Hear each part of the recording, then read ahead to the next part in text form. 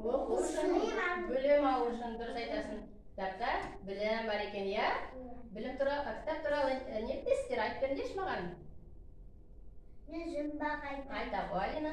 Қабат қаптама, ақылың болса аттама. Бұл не, балалар? Кітап. Дұрыс айтасыңдар, иә? Аминош? Сен не айтасың? Бізге кітап туралы не білесің? Айта ғой. Тақпай айтасың ба? Айта ғой. Тілекті табиде кітап мектеп, өсіде зор кітапта мұтап көптеп, молайды бақымды сан еселеп, беді білмем кітап көптеп. Ой, жарайсың. Медина? Сен не айтасың? Не білесің кітап туралы? Жаңылтпаш білесің ба? Айта ғой, жаңылтпаш. Мен жағын бақсайтын. Айта ғой, жаңылтпаш айта ғой. Айта ғой. Оқты бала кітапты түптеп тастайды. Оқышсыз бала кітапты бүктеп тастайды. Жұмышын басқаға жүктеп тастайды. Ой, жарайсың. Көзай. Кітап білім бұлағы, білім өмір шырағы. Ой, жарайсыңдар. Балалар кітап туралы көп мақал, мәтел, жаңылтпаш, жұмбақ, тақпақ біледі екенсіңдер, иә? Иә. Кітап оқысаңыздар, жаңағы ой өрістерің кеңіп, білімдері молаяды, иә?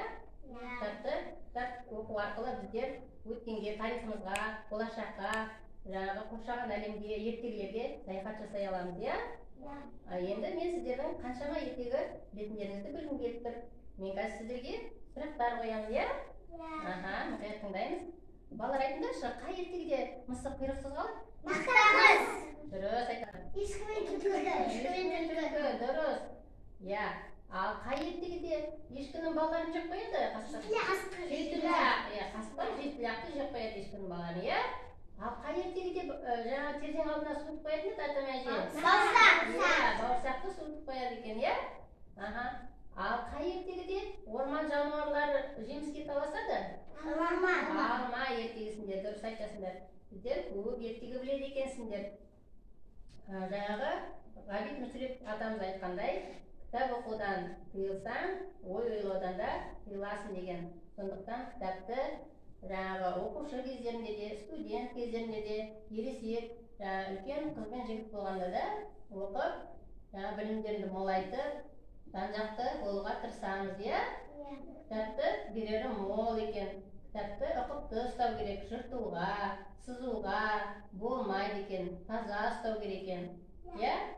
Сонда біз кітапты жаңағы бір-бірімізге жаңағы ұқыпты ұстасақ, басқа да біздің артымыздан өсіп келе жатқан жаңағы іні қарындастарымызға, сіңілерімізге мұра болып қалады, иә?